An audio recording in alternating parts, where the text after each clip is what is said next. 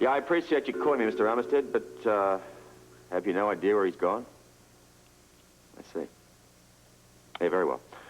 And, yes, do that. Thank you. Bye. That was the real Grant Putnam's lawyer from New York. Yes, I heard. What did he want? Apparently, Putnam checked out of his hotel, but he did not go to, Amagansett as he said he would. Where did he go? It's the reason Armistead called. He has no idea why the man left, or where, or why he was going. Celia, are you there? Darling, answer me. Celia!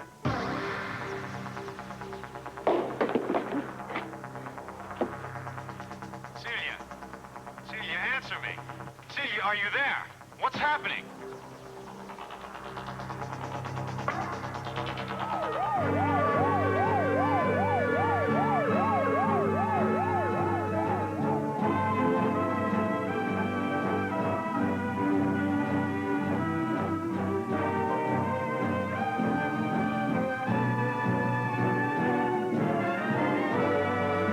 Celia, please answer me. Celia, what's happened? Celia!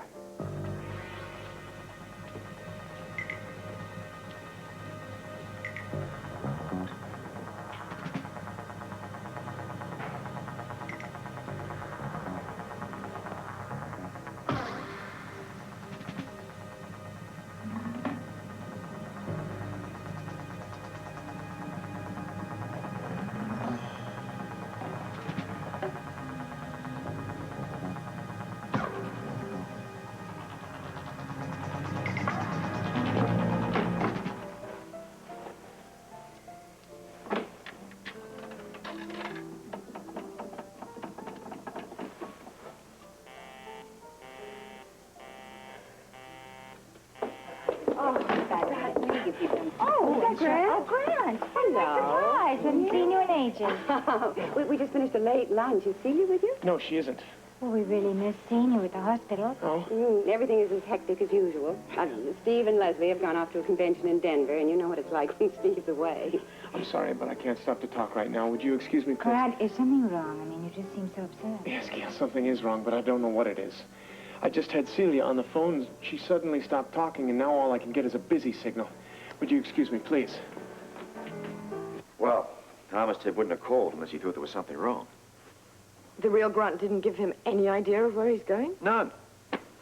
Thought the same as you and I did, that the guy would stay put. Grant and Celia certainly don't need any more complications in their life right now. Oh, and speaking of complications... Oh, you mean Hannibal? As a matter of fact, that reminds me, I haven't found out when my next dancing lesson is going to be. If I'm going to have to keep on acting excited if I'm going to be the next toast on Broadway.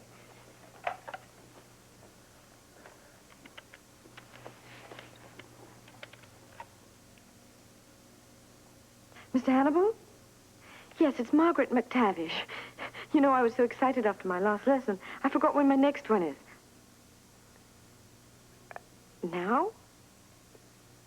Well, yes, of course I can. As a matter of fact, I just got home. I still haven't changed out of my rehearsal clothes.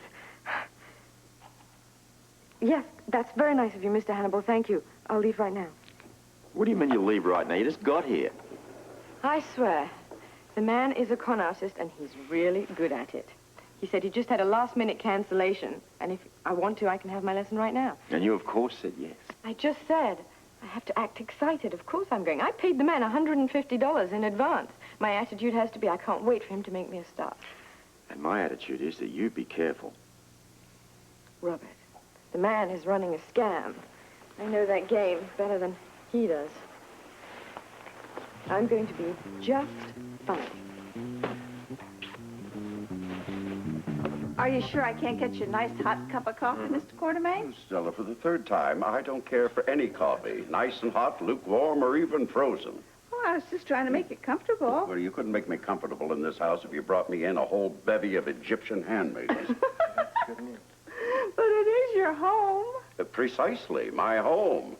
But, you know, if those carpet cleaners ever get finished and the carpets ever dry out, perhaps I can get back into my office and get some work done. Well, if you want a nice hot cup of coffee, just let me know. All I want is a little peace and quiet.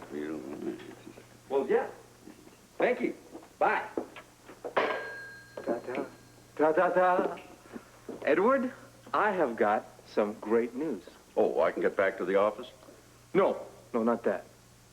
Holt Quartermaine Construction got the job. All of it? Lock, stock, and barrel.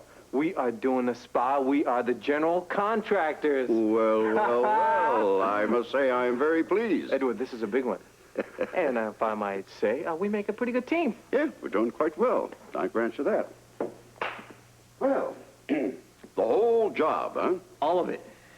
Well, of course, I'm not surprised. You know, I think our bid was brilliantly prepared. Apparently. What do you mean, apparently? It was masterful. I'm not too modest to admit that I am very proud of my work on it. Far be it from me to accuse you of modesty. Mm-hmm. Oh, there's one catch. We have to complete the job within 1 month. Well, can you do that? I think so. It's going to be tight, but I'll have to go down the trailer and make a list of all the available crews. Oh, that reminds me. Grant was down. I saw him at the trailer today. Yeah, how nice for you. It wasn't that nice. We almost had to run it. Yeah, I'm not surprised. But I think things are going to be all right. I stopped over and spoke to Celia. And what I feel about it, things between them are going to be better than before. Much better.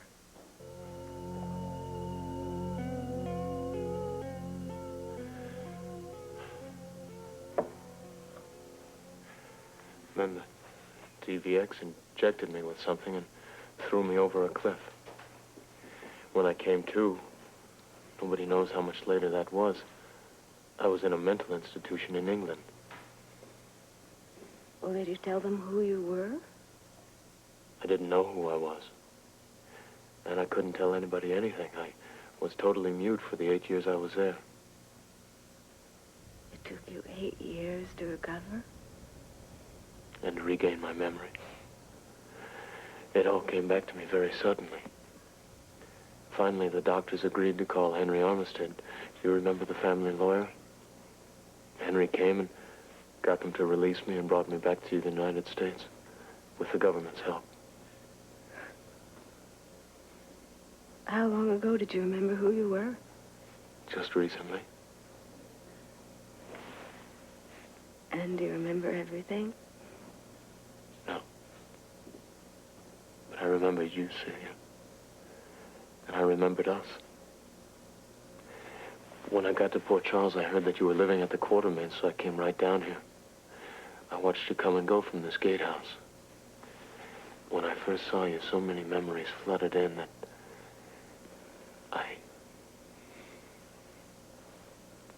Grant, you said your memories suddenly came back to you in England. Yes. Well, what triggered that? An article I read in the newspaper. What sort of article? About the man who married you and gave you my name. The man who took my life away.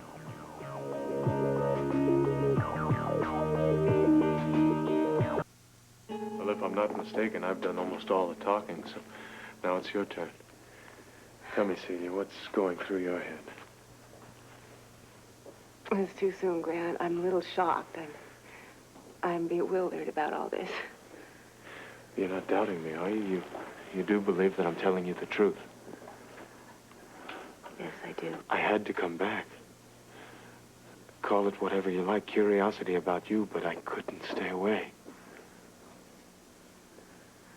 What are you going to do now? I've lost 8 years of my life.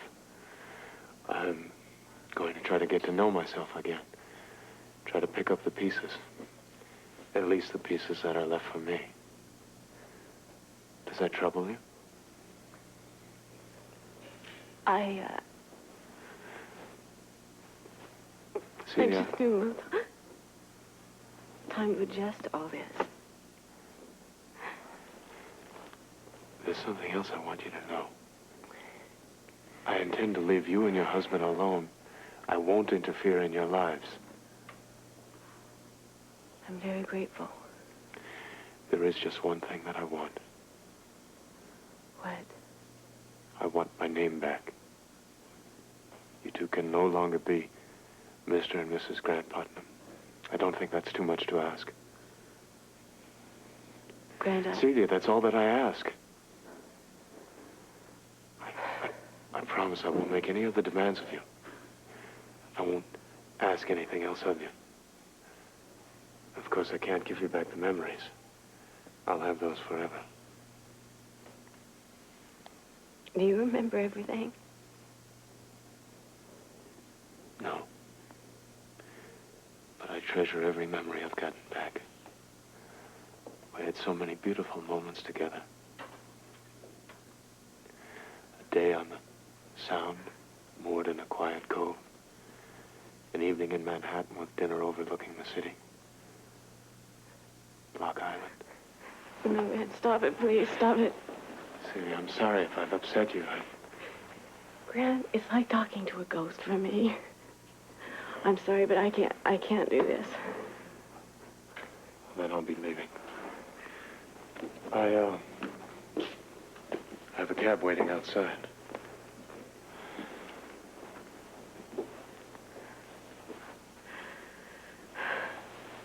Goodbye, Celia.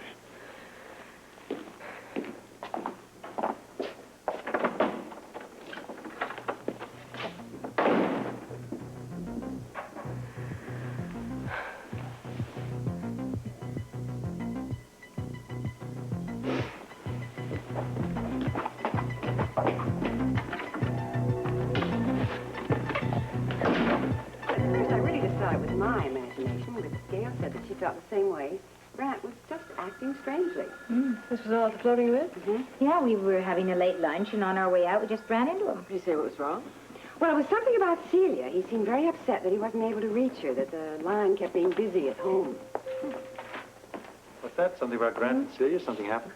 Well, nothing specific that we know about, except that we did run into Grant at the floating rib, and he seemed terribly upset that he couldn't reach Celia because he couldn't get through on the phone to her. 1 minute she was on the phone, and the next she wasn't, and I don't know, he just couldn't seem to get through to her. Maybe he was just trying to get her to meet him there for an early dinner. Possible. Well, I still have some work at my desk. Are you coming up? Not right now. I am. Oh, I've got good. some orders to sign. All right. See you later. Could I get my messages? Bye-bye. Oh, yes, sure. Thank you. Great. Hello, Gail. Jessie, I have to go to the lab. I'll be there for about half an hour, then I have to go to radiology and look at some x-rays. Oh, my goodness, you sound so busy. Who is it, Gail? I am convinced this entire town has chosen January to check into a hospital. I know what you mean, yeah. Excuse me. Oh, what? Is there Dr. Monica Quartermaine here? I went to the patient's information desk, and they said to try here. Well, they were right, yes. I am Dr. Monica Quartermaine. Oh, well, then these are for you. You just sign here for me. Yeah, sure. Thank you. Okay, thank you. There you go.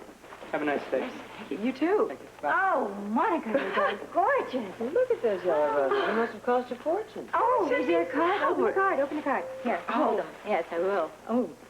I can't believe this. Oh, my. What? What? I am dying of suspense. So am I. A secret admirer? It's for Mrs. Allison. Looking forward to meeting my cousin very soon. I didn't know you had a cousin.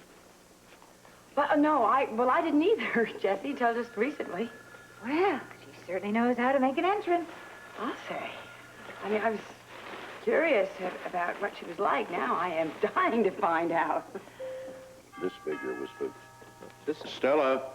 Stella, will you answer the door, please, and tell whoever it is to go away? We're busy. No.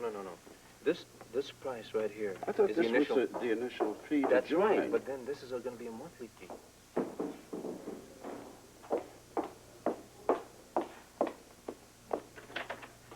Oh, Dr. Putman, it's you. Did you lose your key?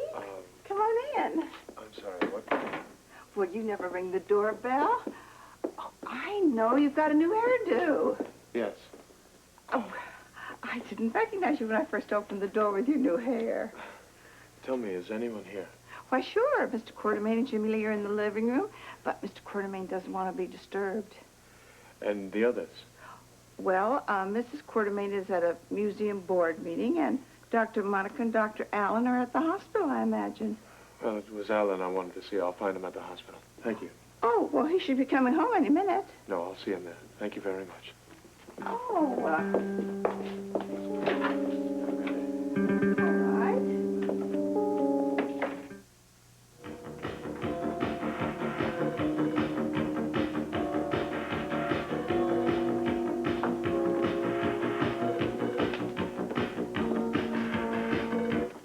Well, that was much better, Melissa. You're doing fine.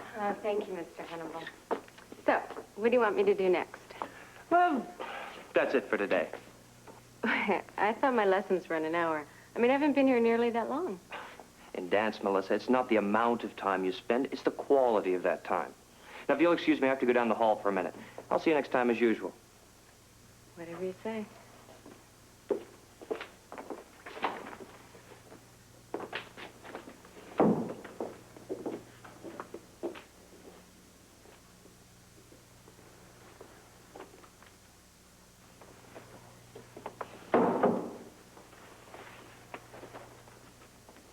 Where's our teacher? Mr. Hannibal said he had to go down the hall for a minute. Well, I'll just warm up until he gets back. Did you have a good class, Melissa? It is Melissa, isn't it? Yeah, that's right. My lesson was fine, what there was of it. I don't understand. I mean, I'm not complaining. It's just that I'm down to like 9 more lessons, and I was sure today he'd really make me work hard. And didn't he? I've only been here about 20 minutes, and suddenly he says I'm through for the day. That might be a good sign. You must be making progress. Yeah, well, I have to. You have to? Why do you say that? Because I used all my savings to pay in advance. Now, I have got to get a job on Broadway, you know. Didn't Mr. Hannibal say that you will? Well, he seems to think so. You know, he's casting Roland Jabbar's new show. Yes, so he said. Roland Jabbar, well, he's just about the most famous choreographer in the whole world. Definitely. And, you know, they're very close friends. In fact, they work very closely together. Mr. Hannibal calls him Raleigh. I thought I told you were finished for the day. Oh, I was just leaving, but we got to talk then. Well, let me give you some advice. And this goes for you, too, Margaret. Yes? You two are competing against each other. You might as well know that right now.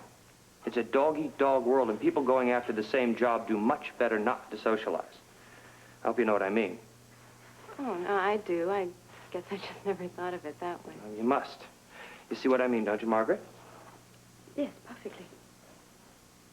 Well, I'll be going. Remember, dear, it's dog-eat-dog. You must let nothing stand in your way. I won't.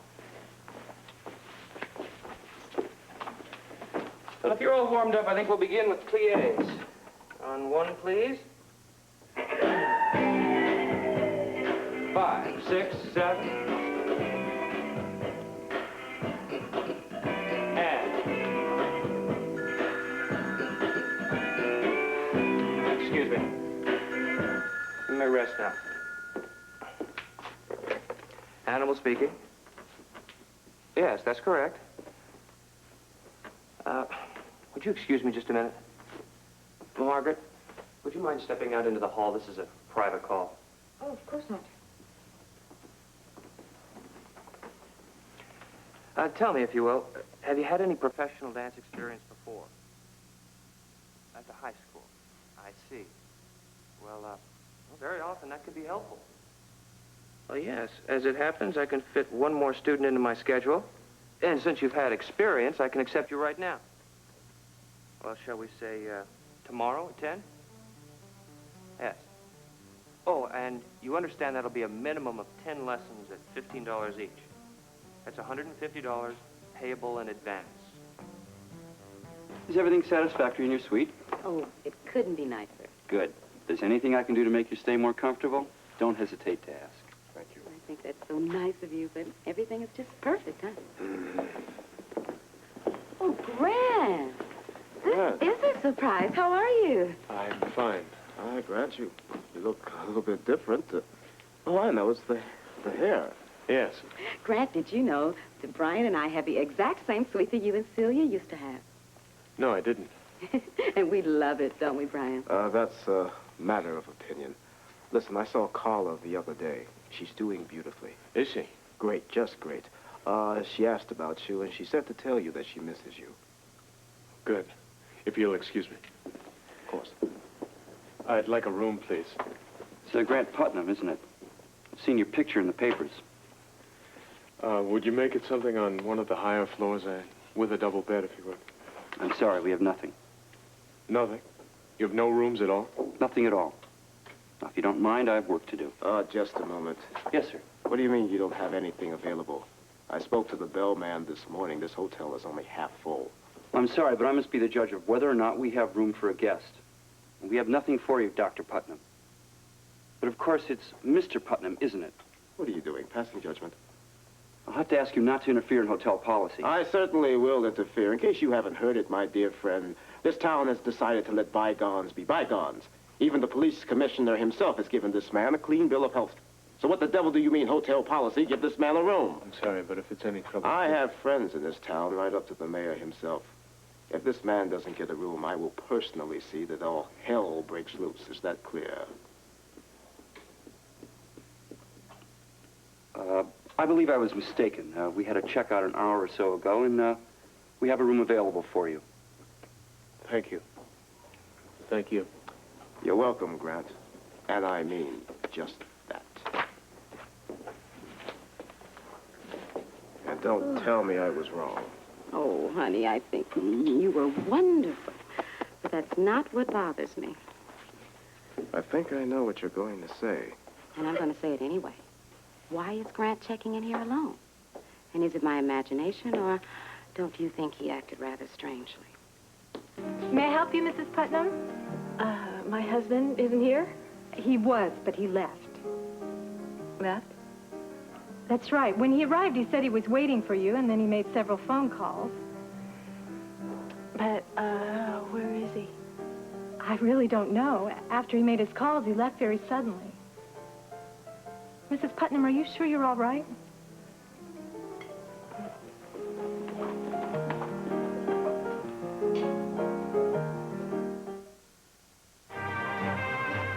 General Hospital will continue in a moment.